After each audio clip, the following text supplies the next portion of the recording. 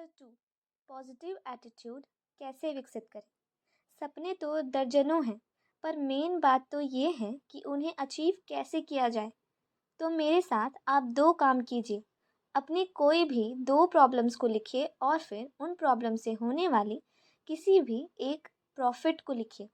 वैसे तो ऐसा कर पाना काफ़ी मुश्किल होने वाला है, क्योंकि हम ह्यूमंस को आदत ही नहीं है किसी बुराई में अच्छाई खोज पाने की। हमारे सामने मौजूद किसी भी प्रॉब्लम से ज़्यादा ज़रूरी उस प्रॉब्लम को लेकर हमारा नज़रिया है, क्योंकि इसी के वजह से हमारे सक्सेस होने या ना होने की कड़ी बंधी है। क्योंकि ये हमारे नज़रिए की वजह से है, इसलिए पॉजिटिव लोगों को तो उतनी दिक्कत नहीं होगी, लेकिन नेगेटिव लोगों को थोड़ा अपना नज़रिया बदलना होगा।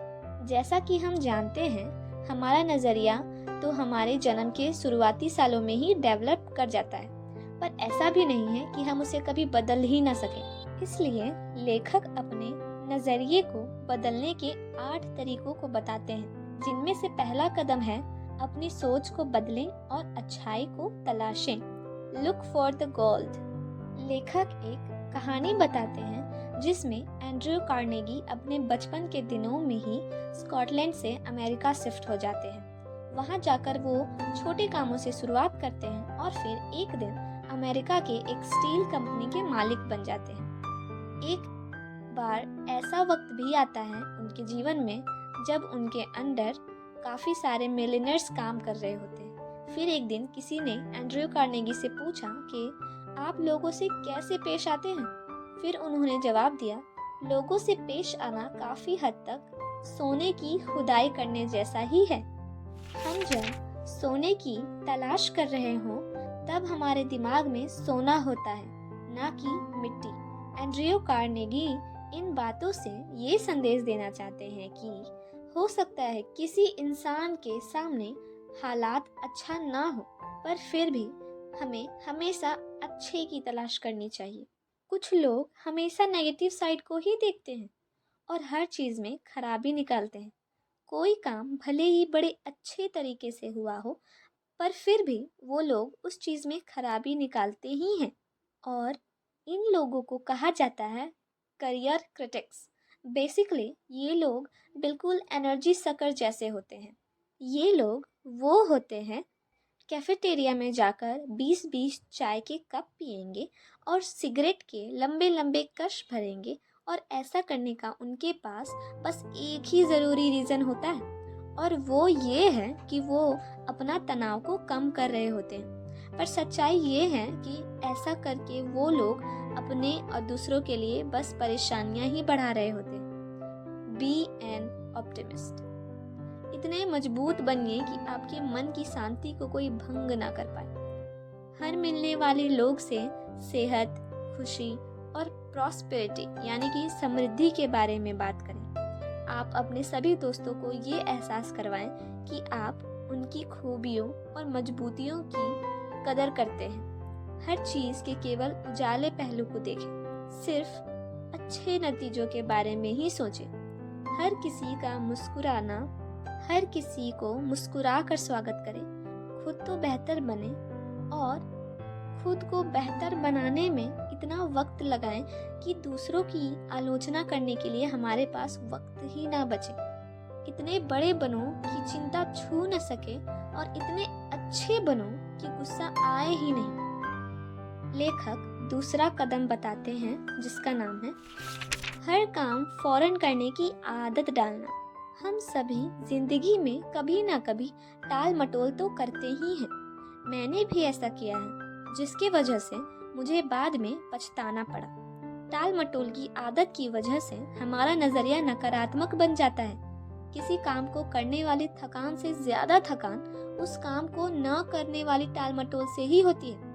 कोई भी काम पूरा होने पर खुशहाली लाता है और हौसला बुलंद करता है, जबकि आधा अधूरा काम हमारे कॉन्फिडेंस को कम कर देती है। और इसलिए अगर हम अपने अंदर पॉजिटिव एटीट्यूड को लाना चाहते हो, तो हमें आज में ही जीने और हर काम को तुरंत करने की आदत डालनी होगी। जब मैं बड़ा हो जाऊंगा, ये तो वैसी ही बात हो गई जब एक छोटा बच्चा कहता है कि मैं जब बड़ा हो जाऊंगा तो ये बनूंगा या वो बनूंगा, या फिर कहता है कि मैं ये काम करूंगा या फिर मैं वो काम करूंगा। पर जब वो स्कूल में होता है तब वो लड़का या लड़की ये सोचकर वो काम नहीं करते कि वो उस काम को कॉलेज जाने के बाद करेंगे, और फिर देखते ही देखते उनके सामने से उनका पूरा जीवन बस टाल मटोल करने में ही खत्म हो जाता है और वो कुछ भी नहीं कर पाते हैं। कुछ लोग तो ऐसे भी होते हैं जो अपने टाल मटोल करने की आदत को भारी भरकम नाम देकर उसे छिपा देते हैं, जैसे कि मैं अभी बारीकी से सोच रहा हूँ, और साल भर बाद भी वो बस सोच ही रहे होते हैं। Live in the present. जिंदगी कोई ड्रेस रिहर्सल नहीं है। हम चाहे कोई भी फिलॉसफी में विश्वास करते हों, पर हमें जिंदगी का खेल खेलने का मौका सिर्फ एक बार मिलता है। दाव में इतनी सारी कीमती चीज़ें लगी होती हैं कि आप जिंदगी को यूं ही बर्बाद नहीं कर सकते हैं। दाव पर आने वाली जनरेशन का फ्यूचर लगा होता है। तो ये था हमारा दूसरा स्टेप, जिसमें हमें कोई भी काम को पेंडिंग नहीं रखना है। स्टेप 3, डेवलप एन एटीट्यूड और ग्रैटिट्यूड। हमें एहसास मानने का नज़रिया अपनाना होगा। हमें दिक्कतों के बारे में नहीं, बल्कि हमारे लाइफ में क्या क्या चीज़ें अच्छी हैं ये सोचना चाहिए। हम कई बार ये सुनते हैं कि किसी आदमी की एक्सीडेंट के वजह से आंख खराब हो गई या फिर दोनों हाथ टूट गए और उन्हें फाइन के तौर पर गवर्नमेंट से लाख रुपए मिले, पर हम में से कोई भी उसकी जगह लेना चाहेगा? शायद ही कोई होगा जो ऐसा बोलेगा। पर जब हम ये बात कर रहे हैं कि हमें थैंकफुल होना चाहिए जो भी चीज़ें हैं हमारे पास, तो इसका मतलब ये नहीं है कि हमें सेटिस्फाई हो जाना चाहिए जो भी है हमारे पास, बल्कि इसका मतलब ये है कि हमें अपने एटीट्यूड में, यानी कि हमारे नज़रिए में, नुकसान को कम और होने वाले फ़ायदे के बारे में ज़्यादा सोचना चाहिए। Step 4, get into a continuous education program. आमतौर पर माना जाता है कि हम स्कूल और कॉलेजेस से नॉलेज लेते हैं। एक सर्वे के हिसाब से वहाँ नॉलेज कुछ ही लोगों को मिल पाता है, जबकि देखा जाए तो वहाँ ज़्यादातर लोग को कुछ सीख ही नहीं पाते हैं। इसका मतलब ये नहीं है कि वहाँ लोग कुछ भी नहीं सीखते। इस बात से मेरा मतलब ये है कि इंटेलेक्चुअल एजुकेशन हमारे दिमाग पर असर डालती है, जबकि वैल्यू बेस्ड एजुकेशन हमारे मन को अफेक्ट करता है। अगर एजुकेशन मन को ट्रेनिंग नहीं दे पाती है तो ये बड़ा ही डेंजरस हो सकता है। अगर हम चाहते हैं कि हमारे सामने रहने वाले लोग अच्छे पर्सनालिटी वाले हों, तो हमें उन्हें वैल्यू बेस्ड एजुकेशन देना होगा। वैल्यू बेस्ड एजुकेशन है किसी इंसान को कामयाब बनने में मदद करती है। यूनिवर्सिटीज़ में यूथ बहुत काबिल मगर पढ़े लिखे जाहिल बनकर निकल रहे हैं, क्योंकि यूथ्स को एजुकेशन विद वैल्यूज़ चाहिए। हमें ग्रेड की नहीं बल्कि बुद्धिमत्ता हासिल करने की जिद होनी चाहिए। हमें अक्सर ये कहा जाता है कि नॉलेज पावर है, पर देखा जाए तो ऐसा नहीं है। नॉलेज तभी पावर बनता है जब इसका सही उपयोग करा जाए। एक आदमी सड़क के किनारे समोसे बेचा करता था। अनपढ़ होने की वजह से वो न्यूज़पेपर नहीं पढ़ पाता था और ऊंचा सुनने की वजह से रेडियो नहीं सुन पाता था। आंखें कमज़ोर होने की वजह से उसने कभी टेलीविज़न भी नहीं देखी थी, पर फिर भी वो अपने काम में बहुत ही माहिर था। वो हमेशा ही अच्छे प्रॉफिट कमाता था। पर एक दिन उसका बेटा उसके दुकान में आता है और कहता है कि हम लोग जल्द ही गरीबी के शिकार होने वाले। क्योंकि उसका बेटा पढ़ा लिखा था, इसलिए उसने उसकी बातों को सच मान लिया और देखते ही देखते उसकी सारी बिजनेस डूब गई। और फिर उसने अपने बेटे से कहा, बेटा तुम सही कह रहे थे। इस कहानी से लेखक ये कहना चाहते हैं कि अपने सलाहकारों को ध्यान से चुनें। अगर किसी का कैरेक्टर अच्छा है, किसी में करेज है, कमिटमेंट है, कन्विक्शन है और कर्टसी है, यानी कि तहजीब है, तो वो बिना किसी के गाइडेंस के भी कामयाब हो सकता है। What does it mean to be educated? एक जंगल में एक स्कूल स्टार्ट किया गया। उस स्कूल में एक चिड़िया, एक मछली, एक खरगोश, एक गिलहरी और एक कुत्ता था। इन सभी स्टूडेंट्स को पढ़ाने के लिए एक कैरिकुलम तय किया गया और इस कैरिकुलम के हिसाब से सभी स्टूडेंट्स को सारे ही सब्जेक्ट में ए ग्रेड लाना था। उसके सब्जेक्ट थे उड़ान भरना, पेड़ पर चढ़ना, बिल खोदना और तैरना। क्योंकि चिड़िया उड़ने में अच्छी थी तो इसलिए उसने उड़ान भरने में ए ग्रेड स्कोर किया। पर सारे ही अलग अलग सब्जेक्ट में फेल हो गई। गिलहरी पेड़ पर चढ़ने में अच्छी थी इसलिए उसने इस सब्जेक्ट में ए ग्रेड हासिल किया, जबकि बाकी सारे सब्जेक्ट में वो फेल हो गई। इसी तरह सभी स्टूडेंट किसी एक ही सब्जेक्ट में ए ग्रेड स्कोर कर पाए और कुत्ता तो स्कूल कभी गया ही नहीं, क्योंकि उन सभी सब्जेक्ट में बार्क करना तो था ही नहीं। नेचर ने हम सबको कोई ना कोई स्पेशल स्ट्रेंथ दी है। जानकारी का भ्रम होना एजुकेशन तो बिल्कुल ही नहीं है। अननॉलेजेबल होना उतना ही बुरा होता है जितना बुरा किसी काम को सही ढंग से सीखने या करने की कोशिश न करना। सेपेनियर एक्स जॉन नाम का एक वुड कटर था और एक कंपनी में 5 साल से काम कर रहा था, पर कभी उसका प्रमोशन नहीं हुआ। वहीं एक बिल नाम का एक वुड कटर था जिसे 1 साल में ही प्रमोशन हो गया। फिर जॉन ने एक दिन इस बात का कंप्लेन किया कि उसे इतनी जल्दी प्रमोशन क्यों दी गई।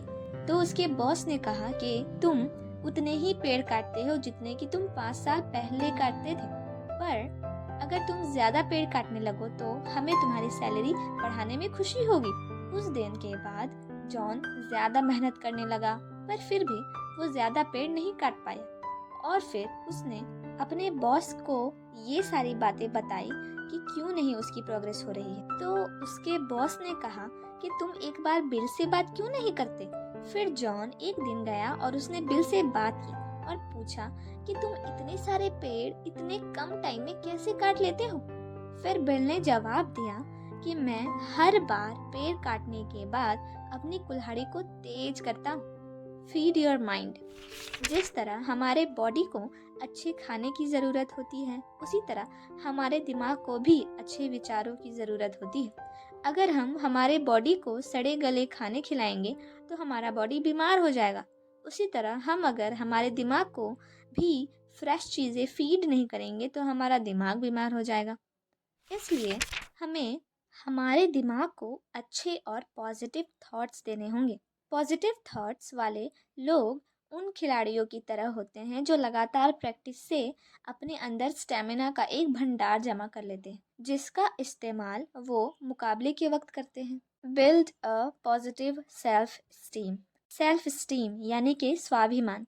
आखिर होता क्या है स्वाभिमान? खुद अपने बारे में फील करने वाले एटीट्यूड का नाम है स्वाभिमान। जब भी हम अपने बारे में अच्छा फील करते हैं तब हम बेहतर काम करते हैं। अब बात यह है कि सेल्फ स्टीम कैसे विकसित करें। सेल्फ स्टीम डेवलप करने का सबसे सही तरीका है कि हम कुछ काम ऐसे लोगों की हेल्प के लिए करें जो उसका बदला ना तो पैसे से और ना ही कुछ और देकर चुका सकते हैं। कुछ साल पहले लेखक कैदियों का नज़रिया और सेल्फ स्टीम डेवलप करने के तरीके सिखाने के लिए एक प्रोग्राम चला रहे थे।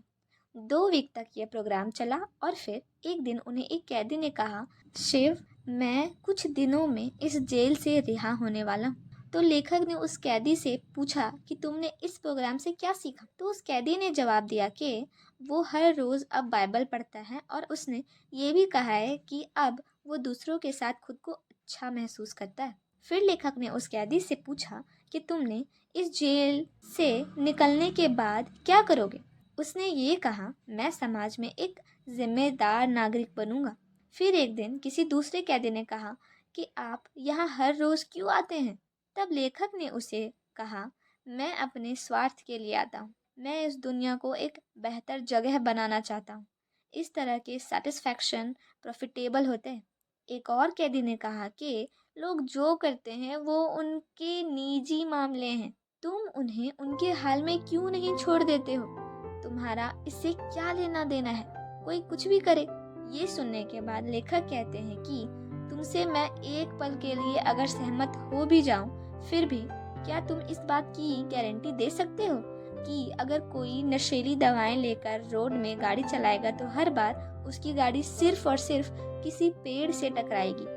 अगर तुम ये गारंटी दे दो कि उसकी कार से मैं, तुम या हमारे बच्चे नहीं, तो मैं तुम्हारी बात मान लूंगा। लोग ये बात भूल जाते हैं कि हम सब साथ ही रहते हैं। और समाज के निर्माण में हम सब का हाथ है। Stay away from negative influences. किसी चील का अंडा किसी जंगली मुर्गी के घोंसले में चला गया और बाकी अंडों के साथ मिल गया, और चील का बच्चा अंडे से निकलने के बाद ये सोचता हुआ बड़ा हुआ वो एक मुर्गा है। वो उन्हीं कामों को करता जो काम मुर्गी करते। वो जमीन को खोदता, दाने निकालता और उन्हीं की तरह आवाजें निकालता। वो कुछ फीट से ज्यादा उड़ नहीं पाता था क्योंकि मुर्गियां भी ऐसा ही करती थी। एक दिन उसकी नजर आसमान में चीलों पर पड़ी। फिर उसने एक मुर्गे से पूछा, इस सुंदर चिड़िया का नाम क्या है? मुर्गे ने जवाब दिया, वो चील है। वो एक शानदार चिड़िया है, पर तुम उसकी तरह उड़ नहीं सकते क्योंकि वो चील है और तुम नहीं हो। उस चील ने कुछ सोचा भी नहीं और मुर्गे की जिंदगी जीते जीते एक दिन मर गया। सोचने की कैपेसिटी न होने की वजह से अपनी विरासत को खो बैठा। वो जीतने के लिए पैदा हुआ था, पर वो दिमागी रूप से हार के लिए तैयार हुआ था। अनलकीली हमारे लाइफ का सबसे बुरा पार्ट ये है कि बहुत से लोग मन में कुछ करने की इच्छा लिए ही कब्र में चले जाते हैं। इसलिए अगर हम आसमान की बुलंदियों को छूना चाहते हों तो हमें उसके तौर तरीकों को सीखना होगा। हमें हमारे सराउंडिंग्स को ऐसा बनाने की ज़रूरत है जिसे हमें प्रेरणा मिलती हो। Step 7, learn to like the things that need to be done. कुछ काम ऐसे होते हैं जिन्हें हम पसंद करें या ना करें वो हमें करनी ही पड़ती है। जैसे कि माँ अपने बच्चे की परवरिश हर हाल में करती है। कोई ज़रूरी नहीं कि उन्हें हमेशा सुख मिलता हो, बल्कि कई बार तो ये तकलीफ देता ही है। इसलिए हमें वो चीज़ें पसंद करनी चाहिए जो कि ज़रूरी हैं। Step 8, start your day with something positive. सुबह सुबह के वक्त सबसे पहले अच्छी चीज़ पढ़ें या अच्छी चीज़ सुने। रात में अच्छी तरह सोने के बाद हमारा तनाव दूर हो चुका होता है और हमारा अनकॉन्शियस मन किसी बात को बड़ी आसानी से कबूल कर लेता है। इस दिन भर के लिए लय बन जाती है और हमारी दिमागी सोच का ताना बाना सही रूप ले लेता है, जिससे हमारा पूरा दिन अच्छा बन जाता है। ओए होए, जैसा कि हम जानते हैं हमारा ये सेकंड चैप्टर पॉजिटिव एटीट्यूड को डेवलप करने के ऊपर है। इसलिए एक पॉजिटिव व्यू के साथ आप सभी लोगों का दिल से शुक्रिया, आपका कीमती समय हमें देने के लिए। बस मेरी आप सभी से ये विनती है कि आप मुझे ये कमेंट करके बताएं कि मुझे क्या बदलाव करना चाहिए या फिर मुझे कौन सी किताब के ऊपर अपनी नेक्स्ट वीडियो बनानी चाहिए। Thank you.